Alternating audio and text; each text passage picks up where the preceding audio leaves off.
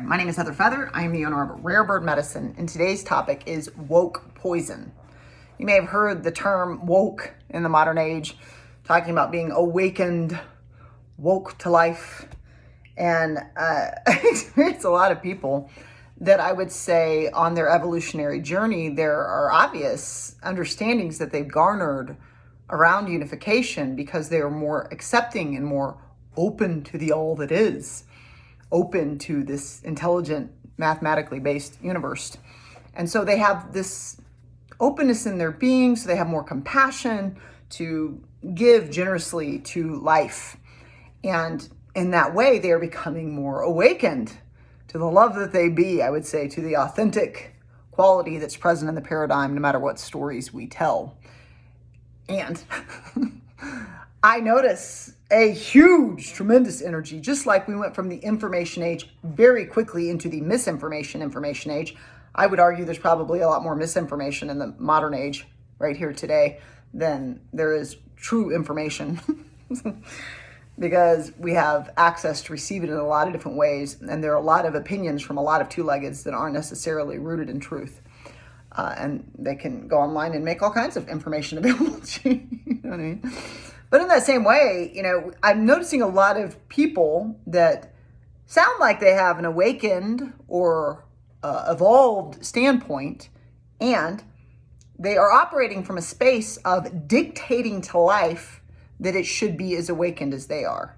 And to me, that is a deeply unevolved stance to take.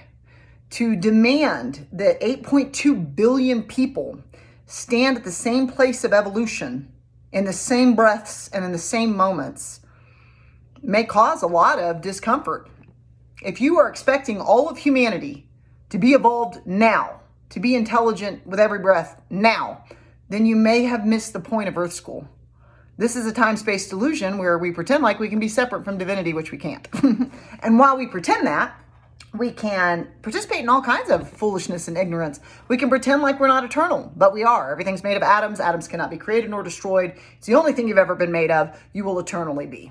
However, we can pretend like death is a thing and I can exit and YOLO. And we can pretend like there's not an animus or spirit that's eternal back of the design that put the cool touch in the breeze, that put Fibonacci sequence, sacred geometry, male seahorses carrying the babies, all of these things, the wisdom of an oak tree within a seed. Heather Feather did not put that in there. My ego did not put that in there. We can stand in a place where we hold any given perspective in this realm, and how fun, how free. However, Heather Feather will never teach that it is evolved or awakened or woke to demand that others think and be like you, to demand that others be evolved. I've said in many of my videos that there have always been serial killer, cannibal, rapists. There's always been murderers.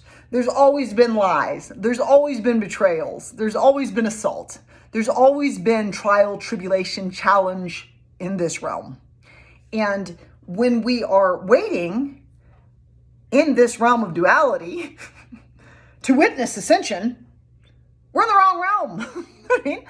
And we're not really the steward of everybody playing separate and the delusion of space-time showing up in the paradigm as what they've always been, the divine.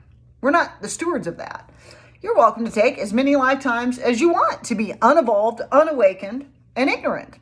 The good Lord knows I've taken many breaths in ignorance. I'm like a sacred clown. Heather's taken a ton of breaths in ignorance and foolishness and tomfoolery and clowning in judgment and clowning in concepts of separation and unawakened ways of being. And to me, the masters are the ones that teach that love is the way and the truth and the answer. To me, the masters are the ones that would teach something like 70 times 7 forgive, which means if there's any part of the all that you're judging, you have disconnected from the authentic truth of the love that you be. And to get out of that foolish insanity, you would forgive others because you understand, I forgive myself. I don't have to know everything in the cosmos. I do not have to be woken, awakened on every topic. I am allowed to learn. I am allowed to evolve. I'm in a dualistic realm to give myself the opportunity to be at the helm of different divergent experiences so that I can express the content of my character and evolution. And those experiences will be variant. And okay, you know.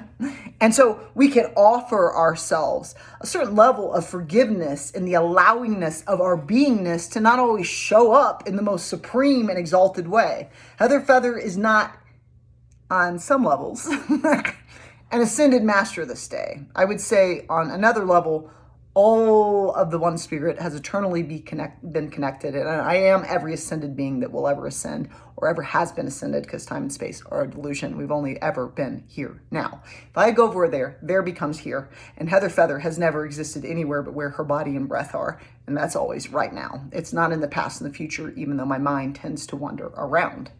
And so it's to me, we can get awakened, garner understandings, become more compassionate, become more allowing, to allow life to do what it's doing, be less of a dictator, stop having our ego run the dream and be like, it's got to be like this, it's got to look like this, I've labeled it, everything should agree with my ego because I'm so right, and if it doesn't agree with me, it's trash, you know?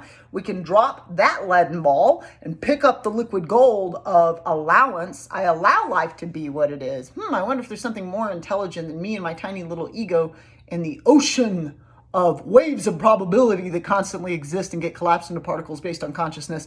I wonder if there's something larger than me. I wonder what put that tree inside of the seed. Was never Heather Feather. You know what I mean? On another level, it was, because we're not disconnected from our divinity. That's the cosmic joke, everybody. So, there's a little bit of both andness. I'm not here to judge people saying they're awakened, telling everyone to wake up, you know? For me, my work is to recognize, how is it I'm trying to tell others that they should stand where I am standing in my perspective? Where am I being on my high horse? The ego is a great label maker. It labels things, you know? This is good, this is bad, I like this, I don't like this, whatever. And the ego is a tool. We all have it. It's not the enemy. It's also where your self-esteem comes from. And it's not our greatest tool in the tool shed, okay? This is not our best tool. One of our greatest tools, I would say, is our heart. Interestingly, as an organ goes, even though our skin as an organ is larger, it has the largest electromagnetic field of any of our organs, 3 meters. A horse's is 5 meters. On some level, their heart has a larger influence here. And so, you know, the earth is an electromagnetic field. And so I think that there are intelligences well beyond what we perceive to be intelligent in this realm. We tend to praise IQ. We tend to praise intellect. We tend to praise the capacity to know, the capacity to get it done, son. And yet we do not as much in this realm praise being, feeling, silence, rest, receiving, taking in, allowing. Let me get through my day and see if spirit had something interesting to say. Or did I need my ego to dictate the dream to me this day? You know?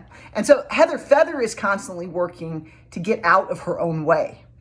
I'm in a place where I stand today. I've been working to change everything. If nothing changes, change everything. And I've been working to change everything, and I've just been shifting. And, you know, there's a component of where I stand where it's like sexual Heather kind of wants to put myself like a doll upon the shelf and go, spent a lot of experiences. Thanks so much, life. And I have a tremendous libido and sex drive, but it's just like that distraction in my life is not really the place where I want to stand this day. I may stand in that place at some point because the doors and windows remain open. I'm not against a divine sexual partner. However, I'm more interested in my days to be present with what spirit is handing me, because I'm interested in watching spirit's design. I'm interested in watching a divine mind, a higher intelligence, that which put the Fibonacci sequence, that which put sacred geometry back of the design, that which put the intelligence of a tree inside of a seed, which wasn't me. And so there's a component of surrender, because my ego, you know, wants to be a little dictator, wants to get on its high horse and parade around. I'm so spiritually evolved. Hey, ding dong, don't be a dummy. You know what I mean? This is spiritual evolution in the modern age. These ding-dongs are being dummies, and they should be as spiritually involved as me. And it's like, well, that's very non-compassionate. That's very unawakened from my perspective. You know, love is the greatest thing that you offer. Love is the greatest thing that you be. Loving the self, irrespective of your learning and growth in the living tree, is the most awakened and evolved thing you can do with yourself as a being. And why wouldn't you love others in the world? Oh, because they don't get your perspective?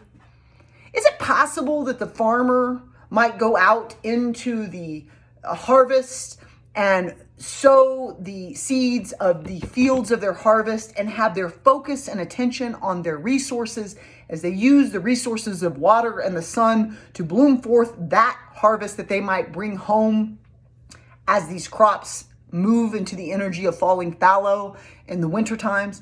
And as the farmer is out in the field focused on these resources, is it possible that the consciousness might revolve more around conservation and not revolve less around their people? Is it possible they might have a more conservative viewpoint and be less awakened around the evolution of people and how they can identify in their labels? Yeah, that's possible. Is it possible that Heather Feather, who spent her entire life focused on spirit and is very focused on her people as an INFJ and somebody that is known as the advocate for the people, that she spent a ton of time and attention thinking about the people and the beings and the consciousness and the labels, and she spent less time and attention focused on her resources, her body, her money, her, you know what I mean? And conservation or whatever, you know? Yeah, because I spent a lot of time thinking about people. This person, question mark, made of emptiness, am I here? Those people, question mark, you're made of emptiness, are you here? They're just really waves of probability collapsing into seeming particles that are made of emptiness. So what I'm asking myself all the time is, am I allowing the design to be what it is? Many two-leggeds will say they don't like a cockroach. Heather Feather literally calls him a bad guy, and I don't believe in bad guys. You can be a murderer, and you're not a bad guy because we're eternal. Doesn't really matter. You know, cosmic joke. Ha ha, I'll come back. Good luck trying to get rid of me. Can't cut me up, can't destroy me. I'll keep coming back. Again, I'm not a YOLOer. I think we live many, many lifetimes. I think we get to be all the cultures, and I think that's why it's a little weird to claim culture. I think we get to be all gender expressions, a little weird to claim your gender. I think we get to be all the sexual identifications, a little weird to claim your sexual identification, because ultimately, as a being, to me, you do you, boo-boo. Not trying to judge what you do. Label the whole world if you want. Take tape and write on a marker and label each thing you look at. I don't care. Like, you do you. I'm not here to tell you who to be, which is the point of this video. It is a poison to me to tell others in the living tree who to be and how they show up as. However, as I describe Heather Feather to herself, it's like I have a lot less attachment to me labeling this lady and that world. I don't know what spirit intended when it created serial killers.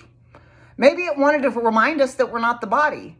I don't know what spirit intended when it created trans identification. Maybe it wanted to remind us that we're not the body. I don't know what spirit intended when it created over-identification with culture and separation against what is not one's culture. Maybe it wanted to remind us that we're not the body. I don't know. I can make assumptions. They seem to be consistent. And irrespective of when we look at the design, understanding what's going on in the paradigm, what I do understand is throughout all time, we have had those that are being ignorant in a given moment of now and those that are being awakened.